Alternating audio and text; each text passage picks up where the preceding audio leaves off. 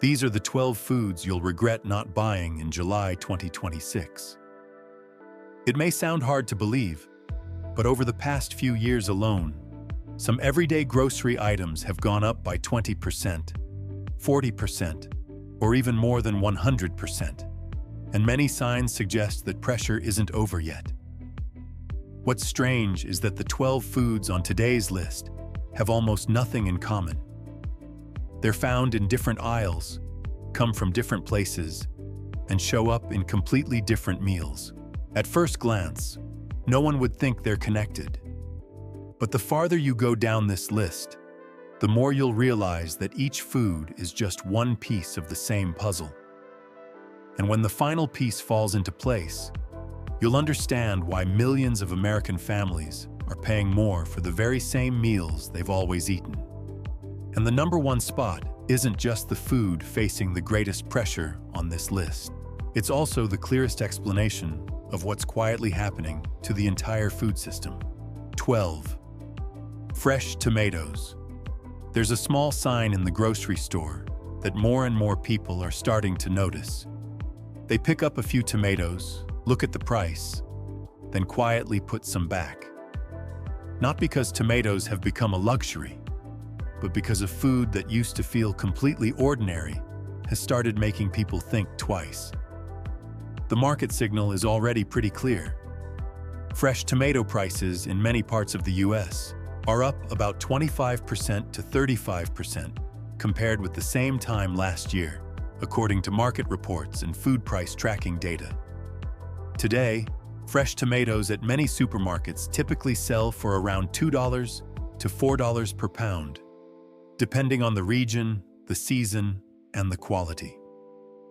That may not sound like a huge number, but for families who buy tomatoes every week, it quietly adds more to the grocery bill. The reason isn't just one thing. California, which plays a major role in America's tomato industry, continues to face pressure from drought, irrigation costs, and unpredictable weather. On top of that, agricultural labor, fuel, and refrigerated transportation have all become more expensive. Tomatoes spoil quickly, so even a small increase in harvesting, packing, or shipping costs can push retail prices up fast. What's important is that fresh tomatoes aren't just another piece of produce. They're the freshness of an entire meal. They end up in salads, sandwiches, tacos, burgers, sauces, stews, and countless familiar dinners.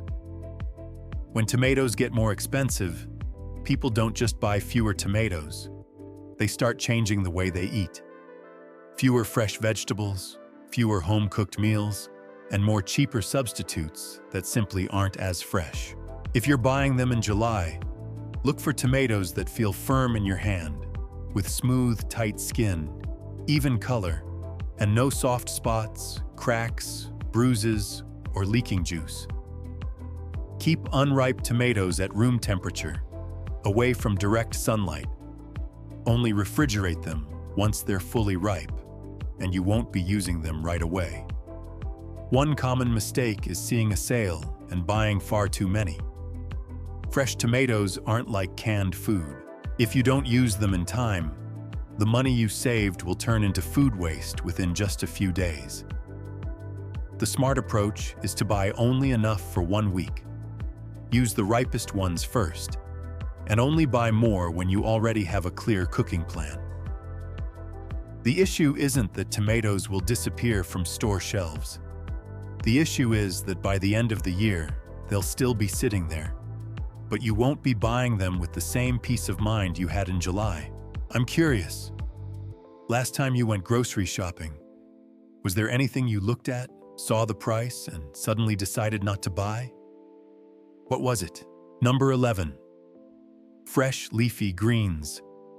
If there's one food group that could quietly become a luxury during the second half of 2026, it won't be meat or fish. It'll be fresh leafy greens. Almost every family buys vegetables every week.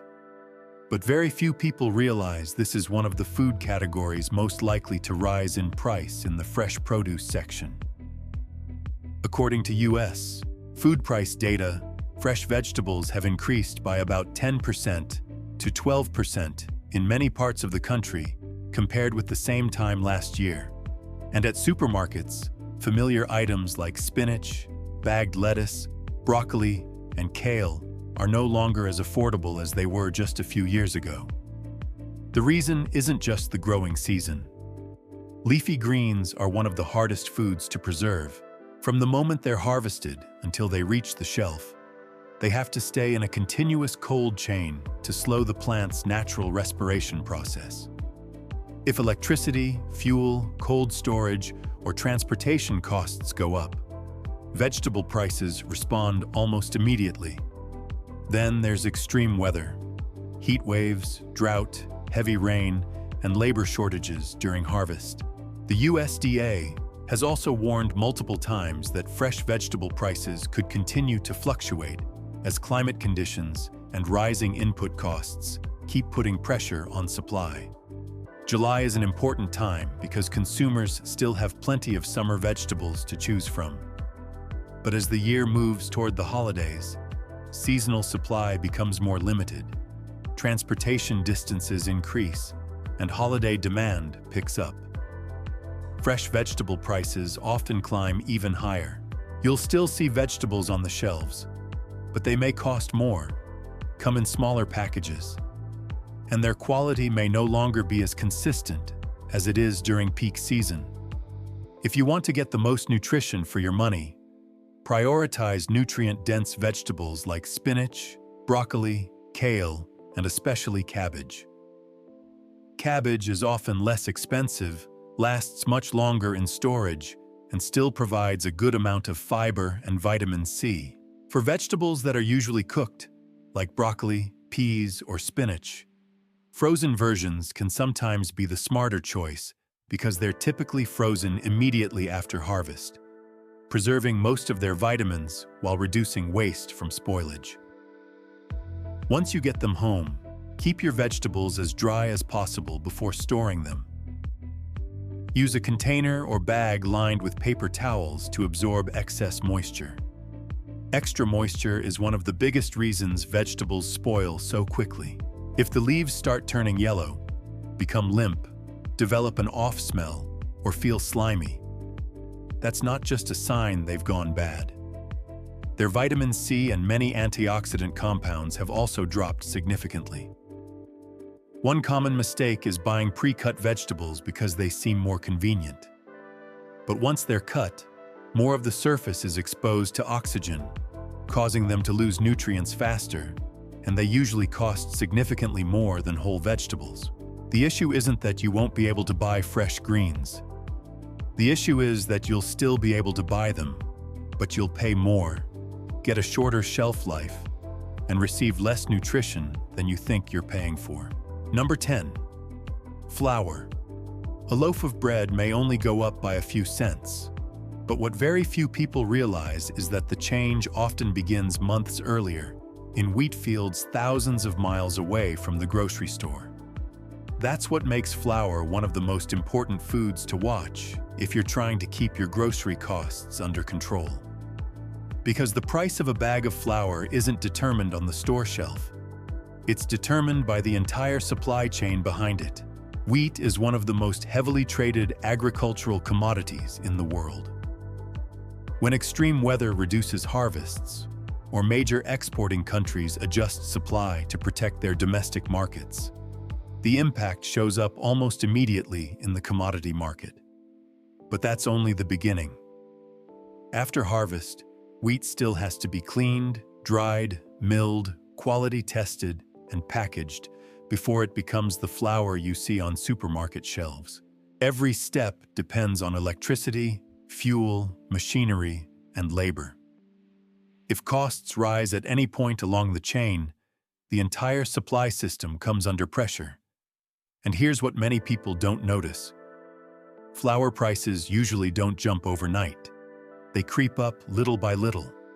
A few cents here, $1 there. But after several months, the total cost of bread, pizza, baked goods, and home-cooked meals can be noticeably different. That's why many families choose to buy larger bags while prices are still stable. Not because they're worried stores will run out, but because they understand that buying at the right time is also a way to manage the household budget. If you're storing flour at home, keep it in a cool, dry place away from direct sunlight. For all-purpose flour, quality is generally best if it's used within about 6 to 12 months. If you plan to store it longer, divide it into smaller airtight containers or sealed bags. Oxygen absorbers can help reduce insect activity and extend shelf life when the packaging is sealed properly. The most common mistake is storing flour near the sink or anywhere with high humidity. Moisture can cause it to clump together and create the perfect environment for mold and pantry pests. If you notice tiny insects, fine webbing, an unusual odor or discoloration, those are all signs that the flour should no longer be used. A bag of flour may look like nothing special, but behind it is an entire global supply chain. And sometimes, the price of the bread on your table was decided long before you ever walked into the grocery store. Number 9. Dry pasta. There have been plenty of afternoons when I opened the pantry and thought there was nothing left to cook. Then I'd spot a box of pasta sitting in the corner of the shelf. And just like that, dinner was back on the table. Just add a can of tomatoes, a few cloves of garlic, whatever vegetables are left in the fridge, or a little leftover ground meat from the night before, and the whole family can still enjoy a hot meal without making a last-minute trip to the grocery store. Maybe that's exactly why more and more families are turning to pasta. And as demand continues to grow year after year, its price hasn't stayed as steady as it once did. On top of that, quality pasta is typically made from durum wheat, a crop that remains vulnerable to weather, growing conditions, and the global grain market. Then come the costs of milling, packaging, transportation, and storage before each box reaches the grocery shelf. Even a small increase at any point in the chain is eventually felt most by the shopper. If you ask me which kind to buy, my answer is always very simple.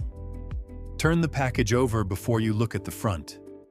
If the ingredient list says only durum wheat semolina or semolina made from durum wheat, that's usually a sign of a good quality pasta that stays firm after boiling and is less likely to become mushy, even if it's cooked a little longer. When I bring it home, I usually transfer it into an airtight container or leave it in the original package if it's still unopened. As long as it's kept in a cool, dry place away from moisture and direct sunlight, dry pasta can maintain excellent quality for about 1 to 2 years. There's one thing I always pay attention to when I'm shopping: boxes with torn corners or heavy dents. They may have been damaged during shipping, giving moisture or insects a chance to get inside. Saving a few cents isn't worth having to throw away the entire box later. There's also one small habit I've followed for years. Don't buy pasta when you need it. Buy it when the grocery store puts it on sale. Promotions like buy 2, get 1 free or quantity discounts come around pretty regularly. Paying attention to those deals can stock your pantry with enough pasta for weeks, and you'll barely notice the impact of future price increases. In my kitchen, pasta has never been the fanciest meal. But many times, it's been the one thing that turned an ordinary evening into a satisfying dinner right when my family needed it most. Is there one food you always make sure to keep in your pantry? For many people, it's pasta. What about you? Number 8. Canned tuna. In any kitchen, there are plenty of foods that can fill you up, but only a few can give you a good source of protein without ever turning on the stove. Canned tuna is one of them. What's worth paying attention to is that this protein source, once considered an everyday budget staple, is gradually becoming more expensive. Not because consumers suddenly started buying more of it, but because nearly every cost behind it is rising at the same time. First comes the cost of the fish itself. Then the price of the steel cans used for packaging.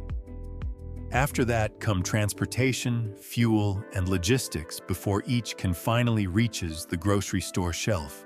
When multiple parts of the supply chain come under pressure at the same time, the final price rarely stays the same. That's why more and more families now see canned tuna as a pantry protein to keep on hand, rather than just a convenient meal. If you have the choice, consider products that are caught and processed domestically when the price makes sense. A shorter supply chain can sometimes provide a more stable supply during periods of international shipping disruptions. What about tuna packed in water versus oil? If you're trying to reduce fat or usually use tuna for salads, tuna packed in water is a good choice. But if your goal is long-term storage or getting more calories from each serving, tuna packed in oil generally keeps its flavor better and provides additional fat that helps make meals more filling. Most canned tuna has a shelf life of 3 to 5 years when stored in a cool, dry place. Even so, many people still follow the habit of using the cans they bought first, so the overall quality stays at its best. Before you put a can in your shopping cart, take a few seconds to look it over. A can that's bulging, leaking, rusted, or badly dented around the seams may have lost its original seal. That's not the place to save a few dollars, because food safety is what matters most. At home, I always write the purchase date on the top of each can and keep the older ones in the front. Whenever I make sandwiches, pasta, or salads, I use the older cans first and place the new ones in the back. This simple rotation keeps my pantry supply fresh, and almost no can ever gets forgotten. During times when fresh food prices keep changing, a can of tuna is more than just a quick meal. Sometimes it's the peace of mind that comes from knowing you always have a dependable source of protein waiting in your kitchen. Number 7. Canned salmon. There's something almost everyone experiences sooner or later. As time goes by, the body doesn't recover as quickly as it used to. Your joints start feeling stiffer after a long walk. Muscle mass slowly begins to decline, and for many people, vitamin D levels gradually get lower with age. The thing is, those changes usually happen very slowly. Most of us don't notice them until our bodies finally start sending signals. That's why nutrition experts consistently encourage getting regular sources of omega-3s and vitamin D through food instead of waiting until problems appear. Among those foods, salmon stands out because it provides high-quality protein, omega-3 fats, and natural vitamin D all in one relatively small serving. But there's another reality unfolding as well. The supply of wild Alaska salmon isn't always abundant. Harvests vary with fishing seasons, environmental conditions, and catch limits. When supply becomes unstable, fresh salmon is usually one of the first products to feel the impact. Canned salmon is affected too, but it still allows many families to keep eating salmon with a more predictable cost. If I'm buying it for older adults, I usually look for products labeled Wild Alaska Salmon with a short, simple ingredient list. If the can also says BPA-free, I'll usually give it priority, especially for a food that's eaten regularly over many years. Instead of only looking at the front label, take a few seconds to inspect the can itself. A can that's intact, not bulging, not leaking, and not dented around the seams is always a better choice than one that's marked down because of damaged packaging. Once you get it home, simply store it in a cool, dry place away from high heat. After opening the can, transfer any leftovers into a glass container or a clean food storage container, refrigerate them, and use them within about 2 to 3 days. Health is rarely determined by a single meal. It's built through thousands of ordinary meals repeated over many years. And sometimes, a can of salmon sitting in the corner of the pantry is more than just emergency food. It's one of those small choices that helps you take care of your own health and your family's health one meal at a time. Number 6. Dairy products. Have you ever walked past the dairy aisle and felt like almost everything had gone up in price? Milk costs a little more. Butter has gone up too. And cheese doesn't seem to go on sale as often as it used to. At first glance, these seem like completely different products. But they all start with the same raw ingredient: fresh milk. As soon as the cost of raising dairy cows goes up because of feed prices, fuel, or transportation, the effects quickly spread across almost the entire dairy aisle.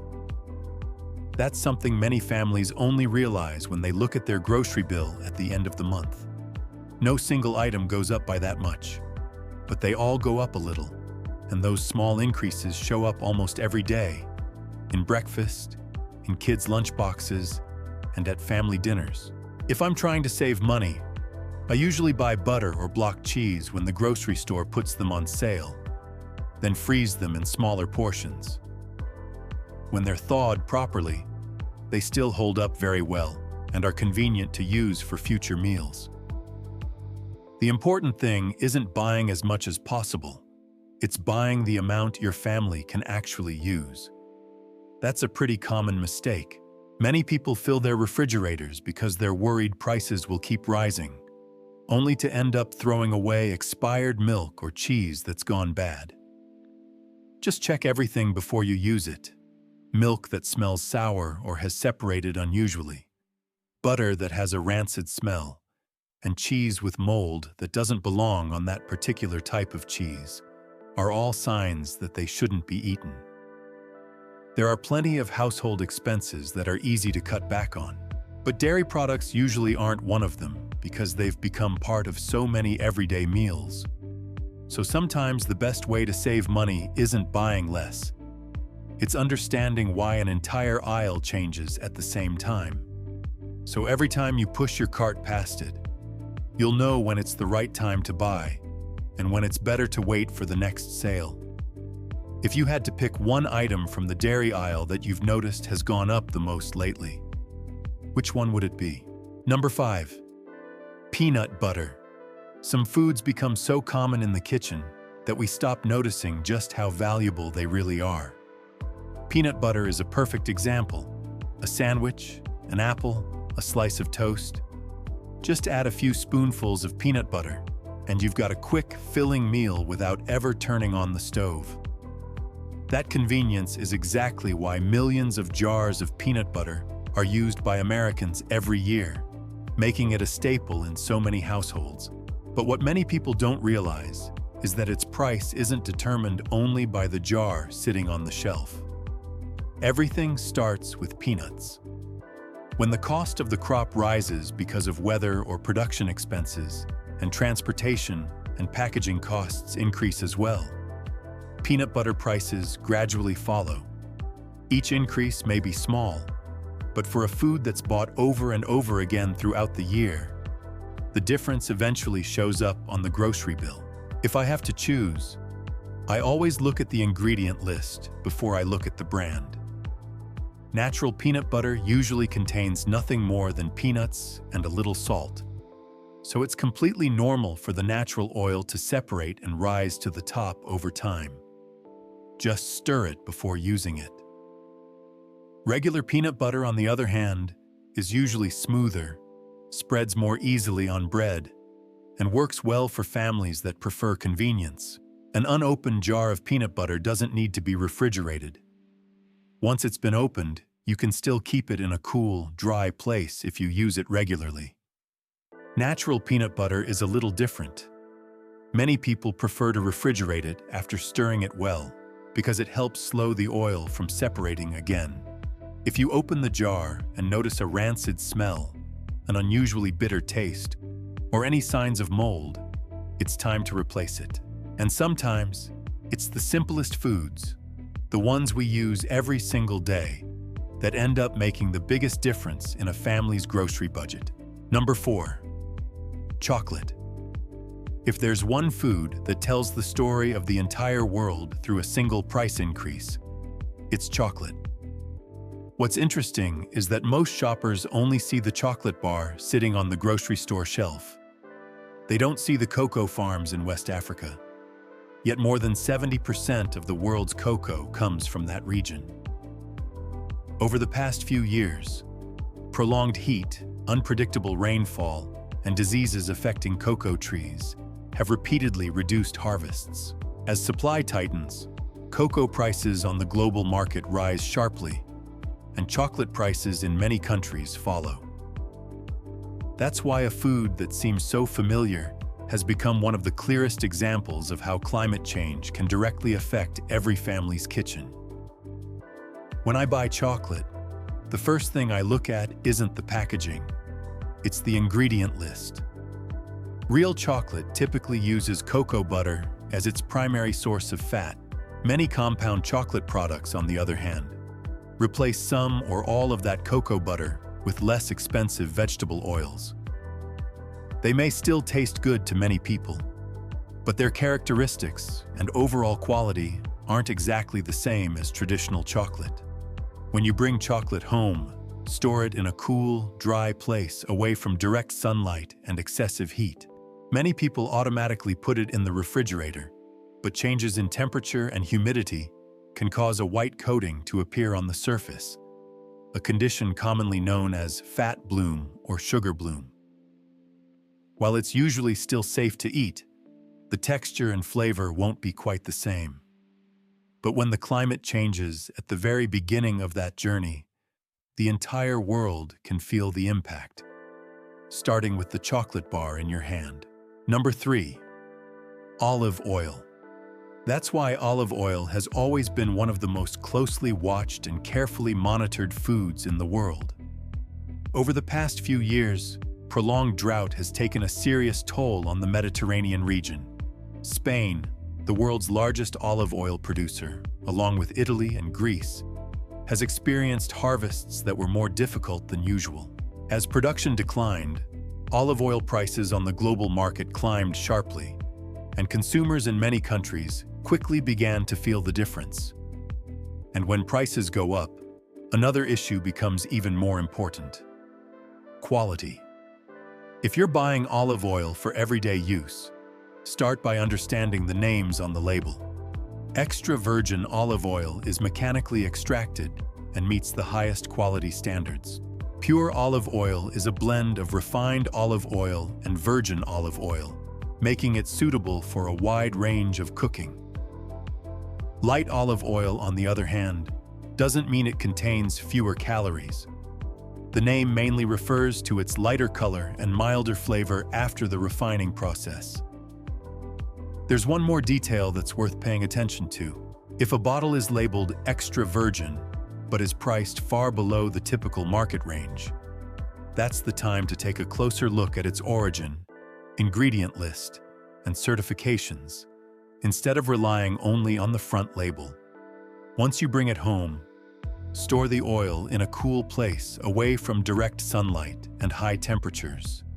Dark glass bottles always protect olive oil better than clear ones because light can speed up oxidation, gradually reducing both its flavor and quality over time.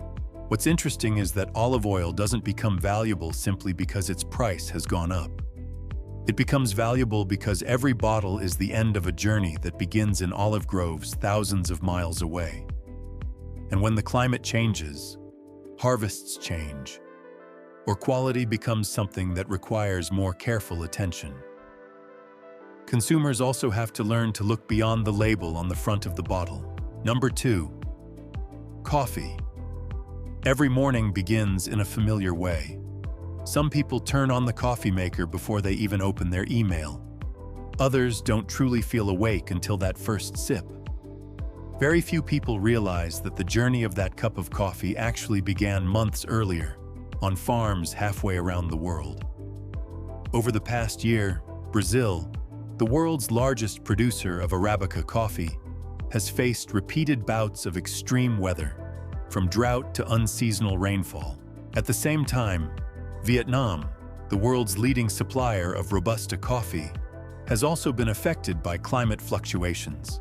and production is no longer as stable as it once was. When the two countries that play the biggest roles in the global coffee market face challenges at the same time, both Arabica and Robusta prices rise, and those increases gradually make their way into the price of every bag of coffee on the grocery store shelf.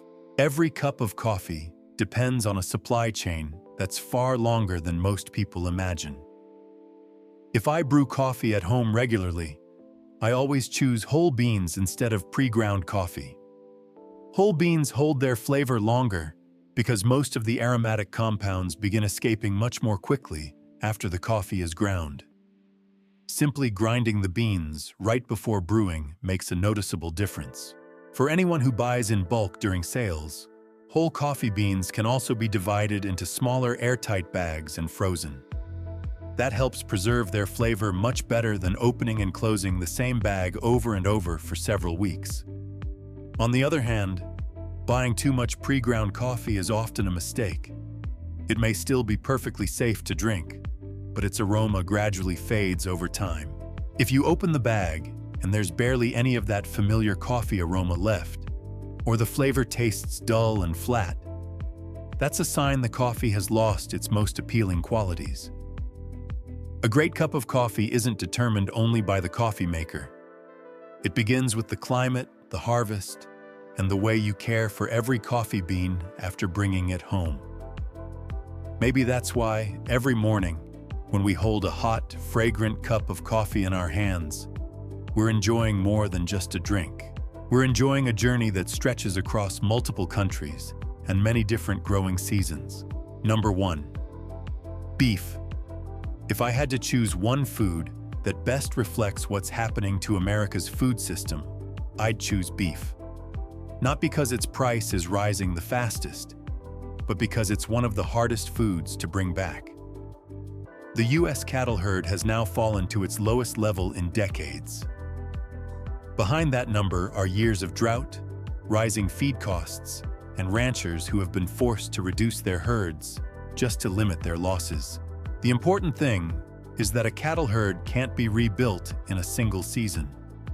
Restoring the supply takes years, which is why the market responds so slowly even after conditions begin to improve. While supply remains limited, demand climbs every time grilling season and the summer holidays arrive. The USDA has also repeatedly projected that the beef market will continue to face pressure as supplies remain low relative to demand. If I want to save money, I usually look for cuts like shoulder roast, chuck roast, or ground beef when they're on sale. Dividing them into smaller portions before freezing is much more convenient than freezing one large piece. The important thing is to wrap the meat tightly to minimize its exposure to air. White or gray dry patches on the surface, commonly known as freezer burn, don't necessarily make the meat unsafe to eat, but they do reduce its flavor and texture. One fairly common mistake is thawing meat on the kitchen counter at room temperature. A safer approach is to move it into the refrigerator ahead of time, or use your microwave's defrost setting if you need it right away. Beef holds the number 1 spot not because it's the most important food, but because it reveals a truth that's worth thinking about. When a food supply takes years to recover, every small change happening today can continue to affect our meals for a long time to come. After everything we've just gone through, perhaps the most thought-provoking part isn't the price of a can of fish, a bottle of olive oil, or a cut of beef. What has truly changed is the way the world produces food and gets it onto every family's table. A crisis doesn't always begin with empty store shelves. Sometimes it begins with prices that creep up little by little, repeating themselves with every trip to the grocery store. What about you? Out of the 12 foods we covered today, which one surprised you the most? Let us know in the comments.